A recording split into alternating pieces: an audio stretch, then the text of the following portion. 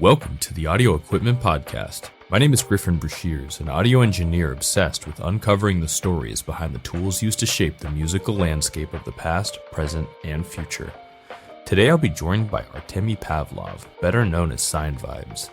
Based in Ukraine, Sinevibes produces audio software at the intersection of rich analog-inspired sound and digital possibility.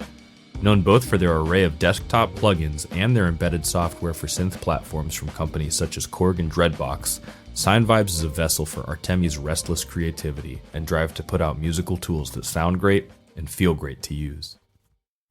I'm curious about your background in music. Do you play music or perform music? How did you kind of get started in music in general? Well, my family, my mom and dad and my sister, who's older than me, they were always like into music. And my father specifically, he actually owned a company that manufactured amplifiers and speakers, and did installations in various like nightclubs in our hometown. So, and basically, from a very early age, I hung around his company office and manufacturing and everything. So I literally, like, as a young boy, I saw these people soldering and working with printed circuits, and everything was made by hand back then, because it was like late 80s, early 90s. So I was brought up as a boy, like literally living inside audio technology and music and stuff like that. So it naturally came from there, and we had a record collection at home, both on vinyl and on tape, and so on and so on. But I started to become more and more interested in this stuff. And because I had access to very high quality audio equipment at home, so great place to start. I was like, I think 14 or 15, and we had these giant JBL reference monitors. And two separate tube amps to drive those. High-end class, so that was kind of the sound. That was my default. You just got used to. So I just like that was kind of finely, that was normal to me. So, and growing up with this as normal, with this resolution and fidelity and just the liveliness of the whole thing. That was kind of my upbringing. So I went through listening pretty much to everything, and I like basically all music that's pleasant to listen to and not annoying. So not something that's too pop, or not something that's just too heavy and loud, basically.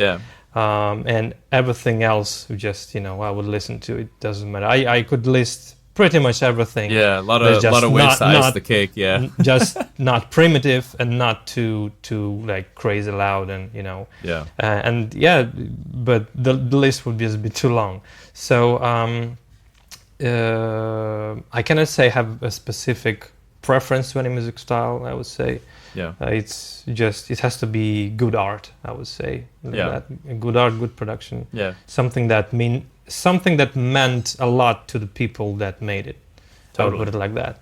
So I did start as a kind of hobby producer, because I was really interested in synths.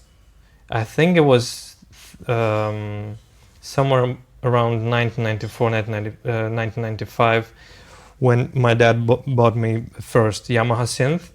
Which was like one of those that allowed you to actually kind of learn how to play. I don't mean like a DX7 or anything. No, it was a little bit more of a player's because instrument. I had no idea how sounds are synthesized, actually. So that was a good start to actually try to see what sounds can come out of a single instrument. That was fascinating to me, that a synthesizer could produce almost any sound. Not because a guitar is a guitar, drums are drums, and so forth. Yeah. But Kind of like more like a rompler in synth, some ways, but a like synth appeared to me as some kind of a magical instrument which could do anything, and that was really fascinating to me. So interesting. As I look at bands that I listened to in that period, I wanted to be more like a lead guitarist, because they usually get this spotlight. Yeah, but I've always the guitar. but I was more interested in keyboards. Mm-hmm. So anyway, so that was a very gradual process of me going through multiple like yearly synth upgrades. Totally. So once the addiction starts, it never really lets go. And my parents were really supportive in this regard, and I really appreciate it. So I would say the pivotal point was when I obviously in parallel I actually had access to things like Alice's Quadriverb. These kind of things, digital effects, rec units. I still love those to this day. My dad owned quite a few of those because they were doing like live concert support with these and his equipment. Yeah. So I've learned very early how to operate those and like do my own presets, and I even used the Quadriverb as a sampler, because it allowed you to sample. I guess technically it does. Yeah, it has sample. There was a program called Sample or Sampler, which would give you like 1.7 seconds or like less than 2 seconds of sampling. Pretty generous for the era that it came from for the budget. I don't remember if it was 2 seconds stereo or 2 mono. Doesn't matter. But you could actually hook up a MIDI keyboard and play it chromatically. So it had like some sort of like rudimentary time stretching? No. It was just I don't think it even had like any high quality interpolation or anything like that. It was pretty primitive, but probably still crunchy. Yeah, but it was a free sampler, Yeah. So and anyway, I was really dreaming about some more advanced keyboards, and for a period of time I had the Roland XP80 with a few expansion boards, which really kind of allowed me to not only learn synthesis in a very powerful way, because it's a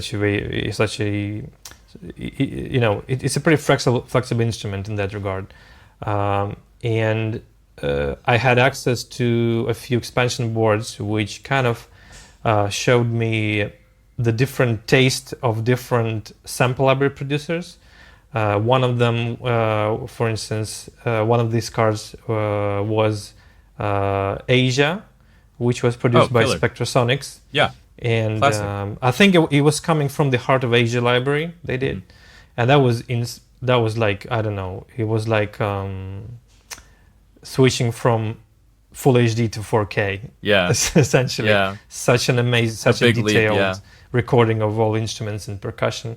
So and then I got into more, I used a lot of keyboards after that, which offered sampling, more effects, and so on and so on. And at a certain point, I started actually selling sounds for those, because I was just training myself to do sound design. So basically, like I think a year or two after graduating my university, I was already doing some online business selling sound libraries. So, and I felt like, no, I don't want to do anything else. Yeah. So kind of long story short, I've never been employed by anyone like in my entire life. I just awesome. went.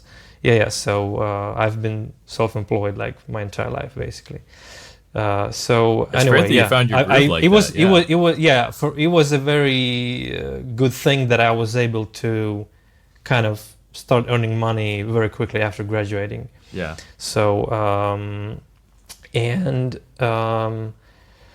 I felt like I'm running out of the power of the hardware. So with the money I earned, I got a Mac.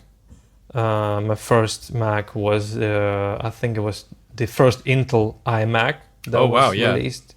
Yeah, that was an amazing machine. Yeah, that was surprisingly still works. Yeah, which is amazing. And I really got into software, but 2-3 years after using software synths and effects that I would buy, I figured, you know what, my background is math, my background is physics, and I'm so like into sound design. I like just almost like getting in this meditative state, doing sounds and producing some bits of music. Like I probably can do this, not in a way that Native Instruments and Isotope were doing when I was using their software back in those days. But still, like let's see what happens. Yeah, dip the toes in. Yeah, something did happen, and it still keeps happening. Sinevibes was born. Is Sinevibes your first company that you did the first plugins with? That was the first brand. Yeah, my first plugins came under this brand already, so it awesome. It hasn't ever just changed. Been going, yeah. So when I was doing sound libraries, I think I changed my brand name like once in 3 months. So that's how it goes. Eventually, you settle on one that people just keep calling you that, and then you can't get away from it. Back in those days, Sinevibes kind of sounded super cool to me. It still does. That. I think it's. I mean, and to me, like name. the sine wave is the foundation of everything. Oh yeah. So my idea was that I'm kind of trying to start from the fundamentals, like and actually not by coincidence, but the first product that I did was a sine-based wave shaper. So actually having sine in the brand name was also relating to one of the first algorithms. One of the first algorithms that I developed was actually based on sine waves. And actually that was one of the first algorithms that I ever licensed to another company, which was Spectrasonics. So those very first experience I did ended up in the Omnisphere. Yeah. So that was pretty amazing. That was kind of the first major acknowledgement, I guess, for me. And I was it was really pretty amazing to jump a very into nice it kick to move forward. Like, oh, wait a second, I'm doing something that is acknowledged by Spectrasonics. Is huge, Kind of funny. I mentioned Spectrasonics earlier with their Asia board, but I was so we kind of came like full circle, I guess, which was really amazing. Getting connected, getting an email from a person who you've admired like for maybe 5, 6, 7 years prior to that, and not even thinking that would ever happen. Yeah, it's an incredible feeling. I hope people, everywhere, whatever their path is, get the opportunity to experience that kind of feeling. I've had similar situations doing audio engineering that has been like, it's encouraging, Definitely. It's like, maybe this isn't a totally impractical path to follow, So I realized that I actually did not fully answer your question, because you asked about producing music. I did actually produce quite a lot of music, but I've never released it. I've never properly recorded it, but I think just I had purely for the soul. close to 30 tracks that I did on the Roland XP80, Roland Phantom S, those machines. We actually had like a little Roland community back in the day, which I founded, and we actually used to release a CD with community music once. Oh, that's a year. Awesome! So that, I would say, that's the only place where that music was featured. It's gonna be collectors. It was mainly items. It was mainly for personal, enjoyment. I was, of course, when I was like 19, 20, 21, I was really hoping that some label would sign me, and I was sending my CDs and MP3s to various places. But the internet was so slow back in those days, and communication was really slow and difficult. Different world. So I just didn't get a chance to really find a label that would kind of say, oh, let's record your stuff in higher quality, let's try this out, and so on and so on. So, but by the time I got some good equipment, I actually became less and less interested in music production, but went into sound design, and then went into software design. So, but totally, just like I said, the slow, I feel like synthesis is kind of like that in a lot of ways, where like as you get more, sometimes you become like less productive over time, unless it is like either a full or a part-time like occupation, almost in some ways. Yeah. Of course, there's always the tinkering, right? Of course, always. No, I actually wrote 2 full tracks in the past 3 years.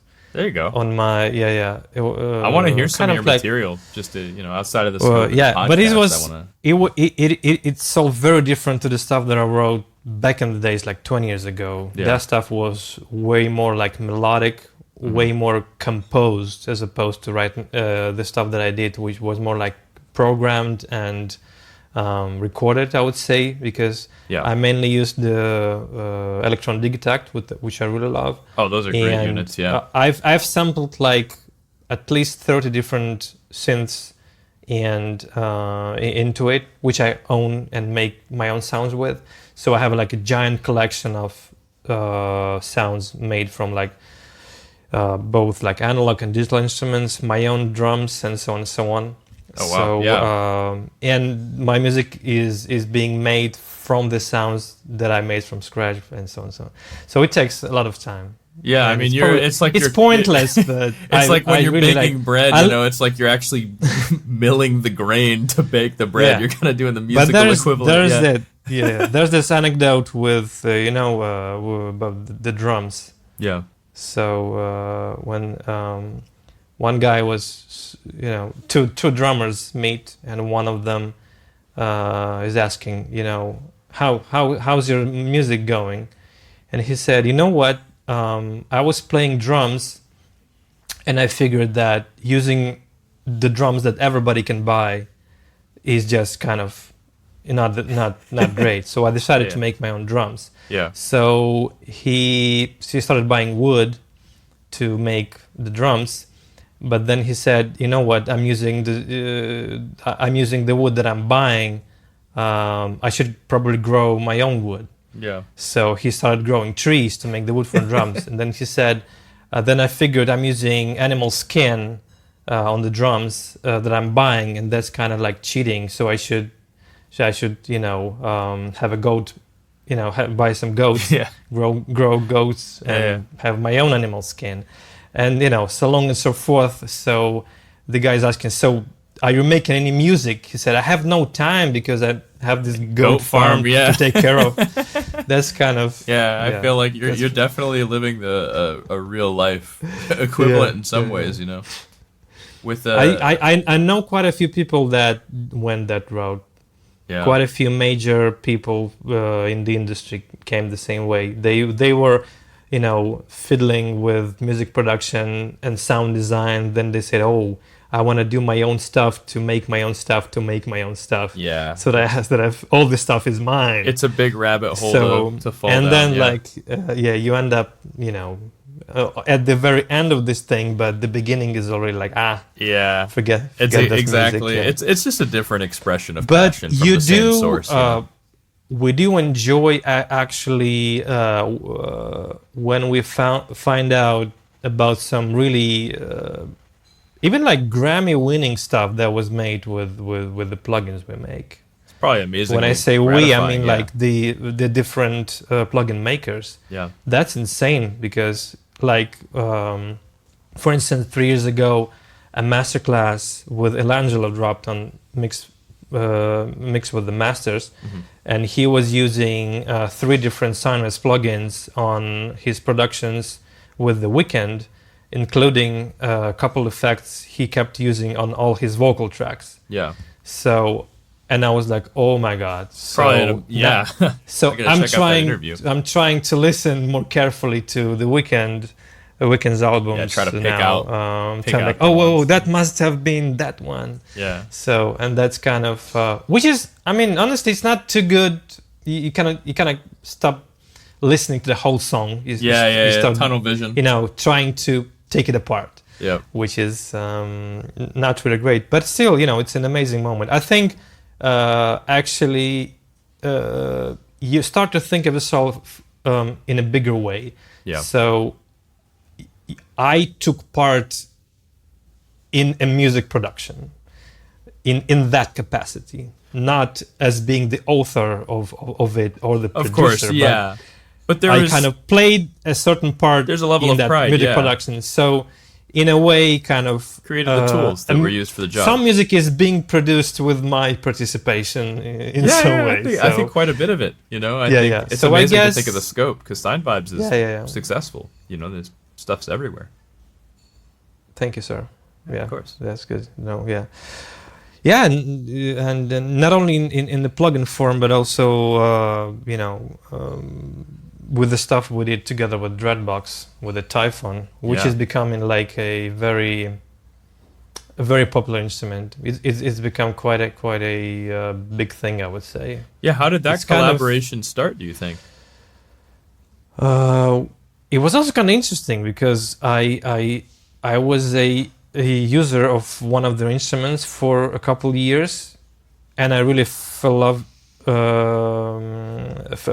love with it. And I've done a lot of DSP development while using that instrument, the Nix semi-modular synth, as my main sound source, so to speak. So I was kind of literally using their sound to develop my DSP and test it, because the Nix has such a huge sonic range, like from really sparkling highs when you overmodulate things to like a booming low end. It's a really great source to test, let's say, delays and reverbs and modulation effects, to make sure they don't like explode in the low end because they have feedback. So basically, we got acquainted. I think it was 2018 at the Super Booth, and then we met again a year later. Without any communication, during that year. Yeah. But it appears that Yanis, one of the founders of Dreadbox, he was actually researching my stuff, in that year. Yeah. And he literally jumped into the Korg booth where I was, showing my stuff with sparkling eyes, and I was like, "Listen, I have some stuff we need to work on." So and that was pretty much it. Yeah. So in a way, kind of our stuff was already working well together. So when we started to integrate the first effects into the Typhon, their engineers were like, "Listen, we were not even fine tuning anything. We're just taking whatever you send us with the settings you told us to use, and it works." So in the end, they used all the DSP. They were made 100% untouched. Wow, so, amazing, super elegant. Yeah, I guess it really pays off when you kind of tune it as you go to their thing, and they're like, "Oh, we can actually just notch this in with this set of ranges." Yeah, I cannot say that the DSP only works with the Dreadbox sound. But once again, because of the super wide range of the frequencies that that analog synth can produce, it can be pretty untamed, very peaky resonance or very smooth sound, very powerful subs or very sparkling. I even synthesized hi-hats and noises with it. Yeah. So super versatile. It was. And it was great that I was familiar with what they do, because I also helped define the feature set of the Typhon in some ways. So there are certain features in it that I really insisted they have, because I felt like they define the, they are the defining features of the Dreadbox sound, I would say. Things that spoke to you that you really felt like yeah. Part I felt like that stuff is one of the things that I've never heard on any other instruments from other manufacturers. So that should be in that synth, like 100%. Yeah. So awesome. Yeah. And then as far as you've written some software as well for some of the Korg instruments as well. How did that collaboration kind of come to fruition? Well, just to know, it's not anything that that Korg is including as part of the actual firmware on the instruments, but some of the listeners might know, some might not know it, but there's a line of Korg instruments that supports plugins. Okay. They have their own SDK, so you have to code the plugins specifically using that SDK. For their parameters. It's not like you can load any VSTs not x86, or audio units. And it's a fairly basic platform, but in the second generation, it's no longer a pretty basic platform. It's quite more expanded powerful. quite a bit. Yeah. 5 years ago, when they announced it,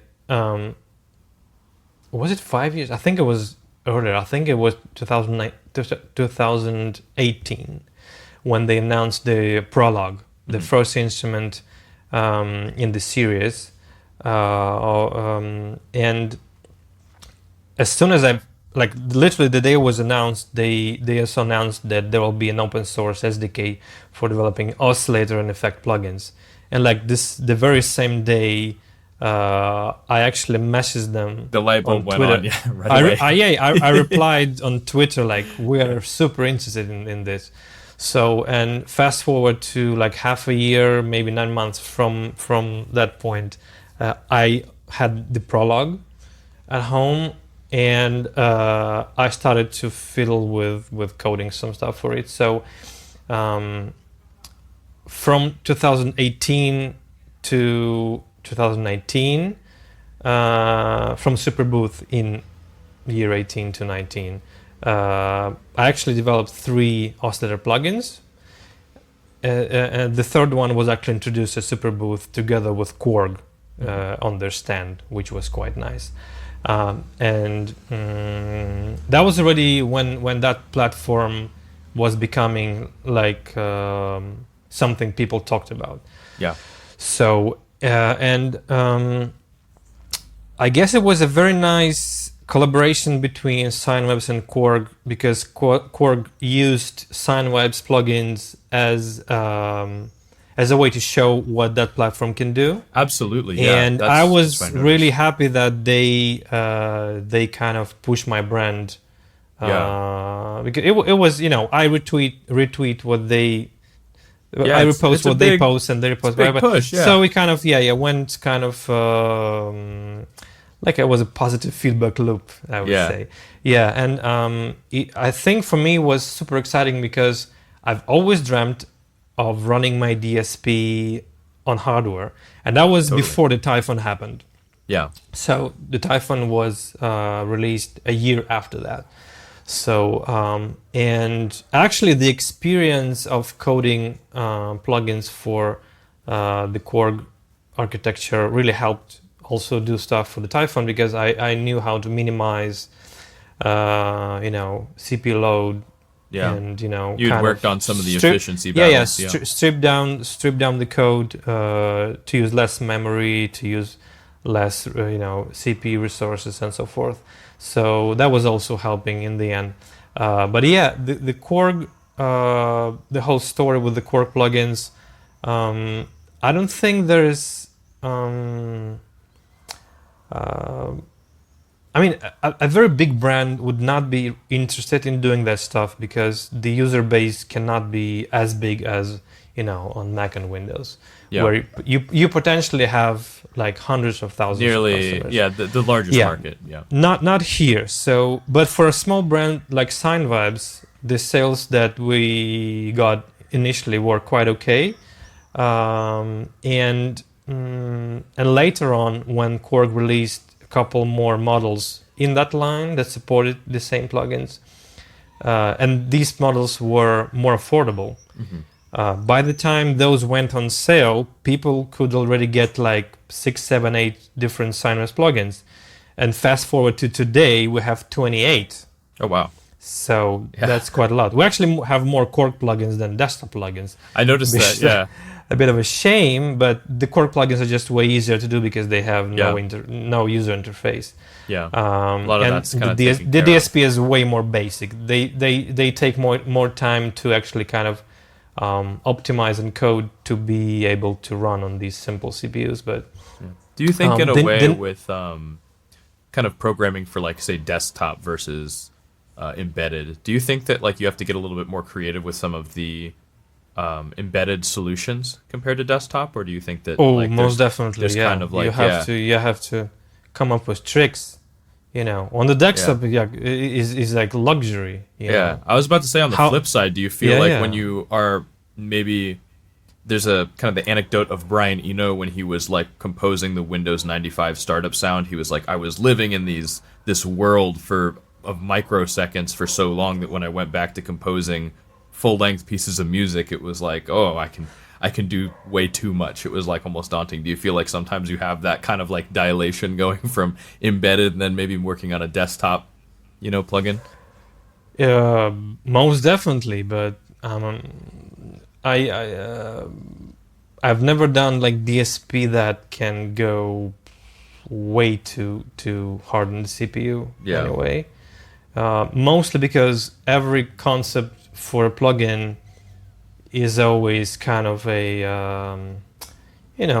very specific effect that does very specific things. Totally.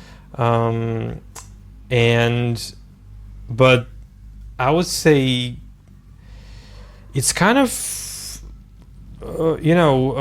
it's refreshing to go from desktop to Korg and backwards, because you kind of learn something from downsizing, and then you kind of feel freedom when going back to desktop.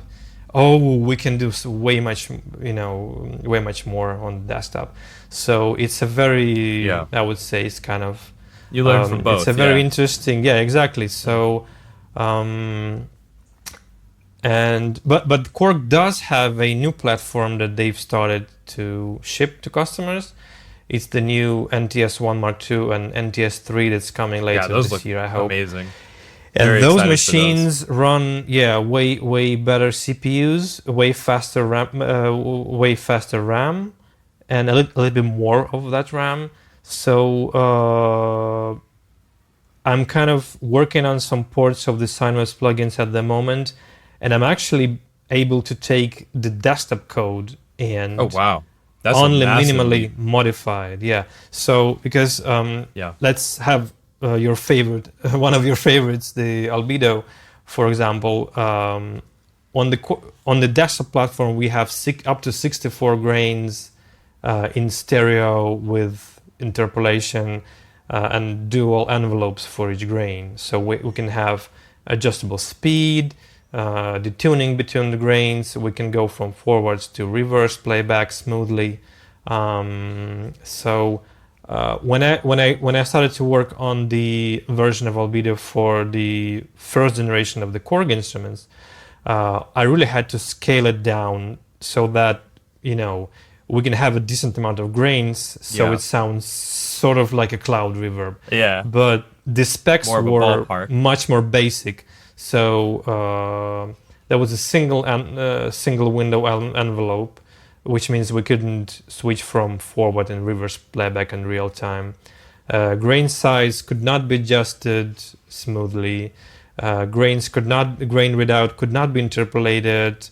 So we ended up with 16 fixed grains, essentially, and several sets of fixed grains to choose from small to, from short to long. Yeah, so you made a little bit of a compromise but there. It was 16 monophonic grains, which were pretty basic. But still, like, for that thing for to that exist hardware with in a tiny hardware granular instrument, that was mind-blowing. And that's beefy. Many people, and actually Albedo on Korg is the best-selling Sonos product of the past 5 years. It's flashy. So It's a flashy, proposition. Yeah. Even though compared to the desktop version, it's just not as huge. But having it in hardware, being huge. able to go on as stage part of your without a instruments, piece of, as one of dozens other effects. Yeah. And especially with the freeze function, it's really great because it's a nice performance tool. So you can place something in, freeze it, then actually switch to a different sound in real time. Yeah. And start playing it on top without affecting what's being played by the effect. And then kind of blend that in, again freeze it, switch to another one. So it's a very, I would say, if you're doing some, it's kind of a blend between a looper and a granular effect. So you can actually kind of compose ambient music on the fly with it, which is very cool. And also, but again, of hardware, it's kind of a player's instrument. When I started, when I got the new Korg NTS models like a month ago, I was like, okay, let's push it to the extreme, like straight away, because I need to know the boundaries to actually come up with a product line that has products which can work together. I cannot have a crazy granular reverb when it takes like 50% of CPU and you actually want to run other stuff on it. So I have to balance stuff. And I was surprised that I was able to run the blend chorus with 4 stereo voices. Wow, that is extremely impressive. And that's powerful. 3 instances of albedo with 16 stereo grains, interpolation, and dual envelopes straight from the desktop. All at the same time? Yeah. Wow. So I was like, so wow. you're cooking with gas with that one. This is a huge step above. And Korg is claiming the CPU speed is only 3.5 times faster, but it's a different chip.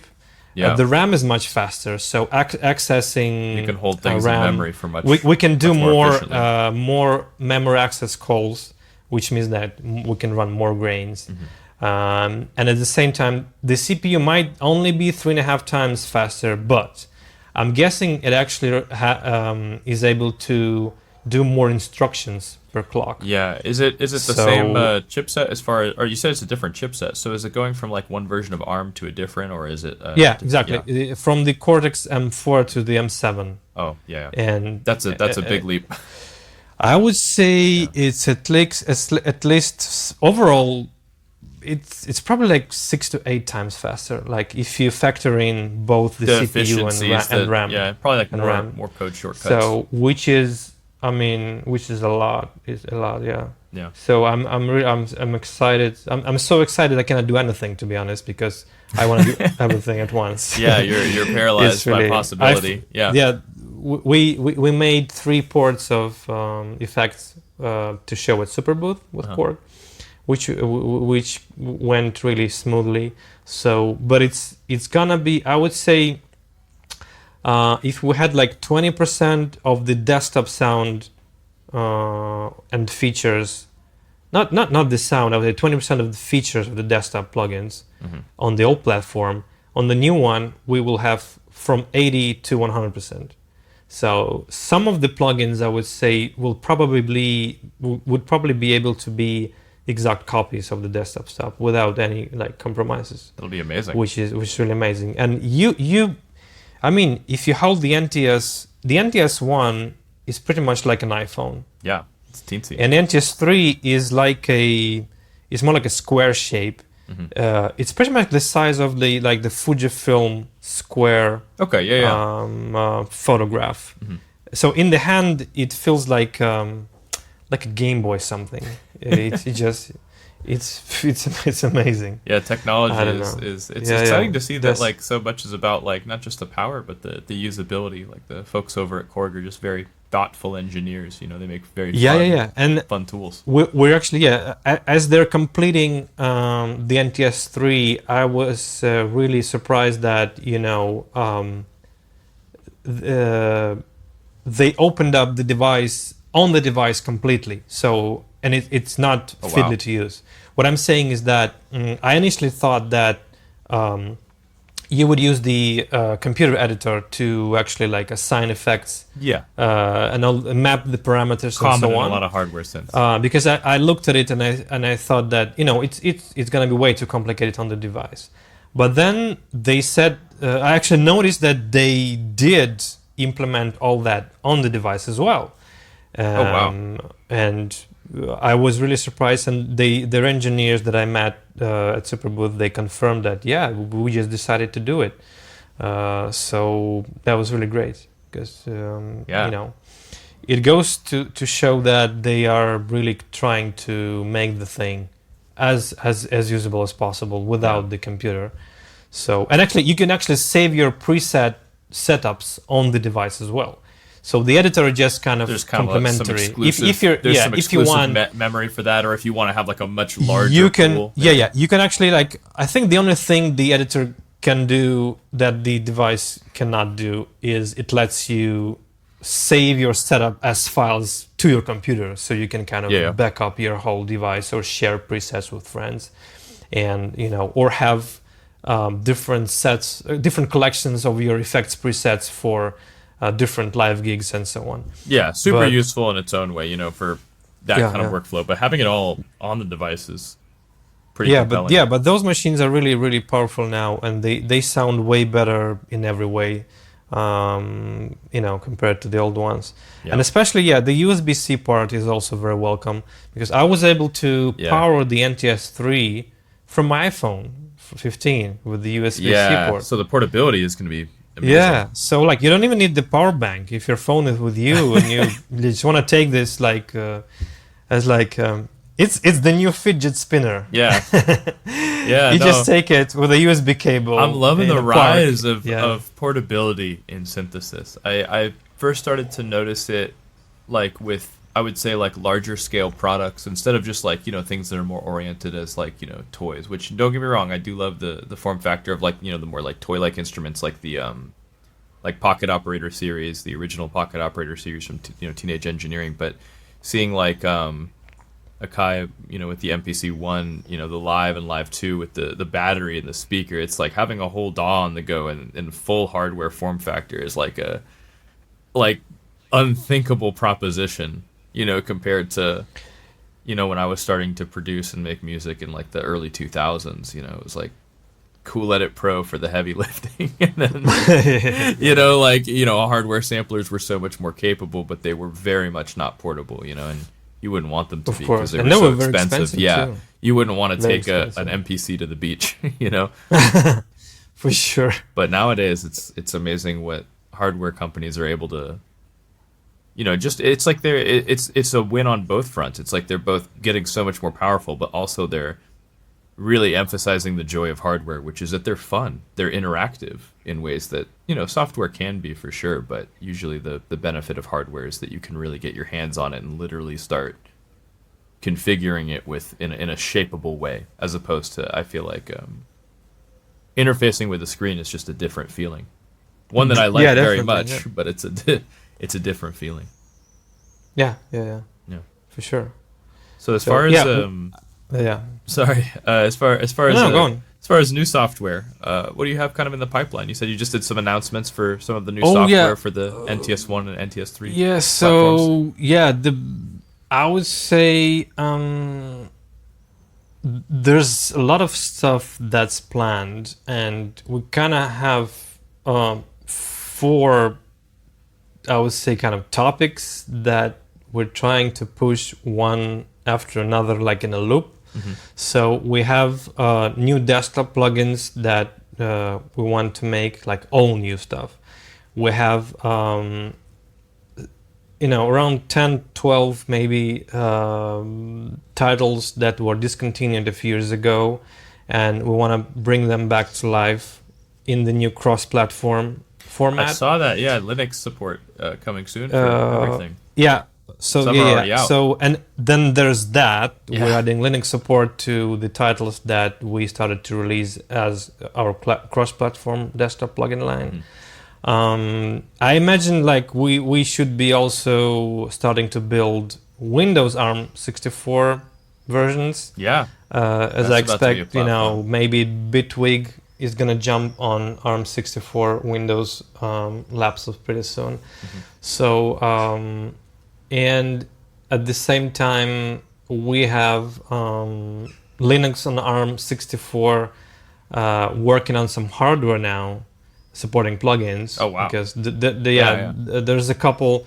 There were a couple of companies presenting Eurorack modules with Linux plugin support at Superbooth, and I was like, "Oh, we have to add that as well." The light bulb Like, went on. oh my god! Yeah. Then on the Korg side, there's still a lot of stuff planned for the first generation platform. I mean, the NTS1. Yeah, you're Prolog, just dipping your toes in to start. Yeah, so and then there's a plugin called Flare, which is an additive synthesis oscillator that we're working on. It will first be released for the older generation devices, and then there's the whole collection of plugins for the Korg instruments and effects boxes that is going to be that we will be porting to the NTS1 Mark II and NTS3. So it's like I even forgot what I started with when I began answering your question. Just started with I would say like all of that. All of that. So many projects. Check. Remember to find some times to sleep and relax. Yeah. So it's difficult to actually arrange the whole thing. To be kind of to be done in a timely manner so that our customers can expect certain things to happen. Yeah, you don't have to on do a regular any basis. deadline announcements or anything like that. That's then we actually have some ideas for effects which are only possible in new Korg effects because of the CPU and RAM speed gains. So yeah. Exciting time for a busy summer for you. Exciting. So it's I would say it's so much to think of that I get tired just thinking about it. Daunted by the idea of so kind of I would say I'm kind of living in this mode where I work like crazy for 2 weeks and then I just spend 2 weeks walking in the forest or in a park. Oh, nice. Wonderful. Just like good refresh. Trying to plan the next 2 weeks after that. Totally. So I cannot seem to balance just a single day into this thing. Either I'm kind of working a lot just because I'm like I found this.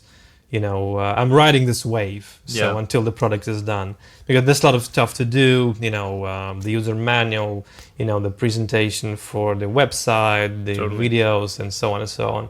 So that has to be done while the idea of the product is still in my RAM.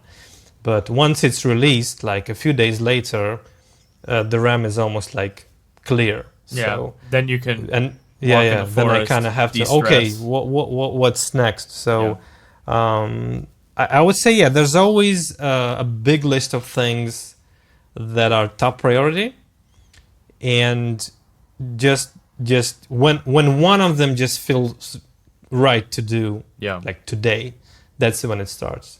Totally. So I would say the next release will probably be the Flare oscillator. And perhaps a few of the effects that we've pretty much completed porting to the NTS1 Mark II, NTS3. So, and we'd like to kind of formally announce our commitment to bring these effects to these new Korgs, because we have a very big customer base on the previous generation of devices, and they're kind of waiting to to perhaps upgrade to the newer machines, but they want to see more. They want to be sure that the Sinevibes plugins that they've invested into will be coming to those machines as well. Makes sense. So and we have huge support from our Korg users. Like it's amazing. I would say the interaction and communication with our hardware focused user base is like beyond anything I've seen when we were only doing the desktop plugins. It's a community, So you know, people. which is pretty amazing. Yeah, that's fantastic. Well, I think that just about wraps up the interview portion. Thank you so much for your time and sharing so many insights into what you do and why you do it. Yeah, absolutely. Thank you so much for the conversation. Yeah, it's really it's been a huge pleasure, and kind of going through all of the things that happened in the past like 25 years. Yeah, I know. It's made like me I feel got the really shorthand great. of it. So, yeah, awesome. Yeah, I mean you've accomplished a lot, and your stuff is beloved worldwide. Oh, thank you so much for for the kind words. Thank you.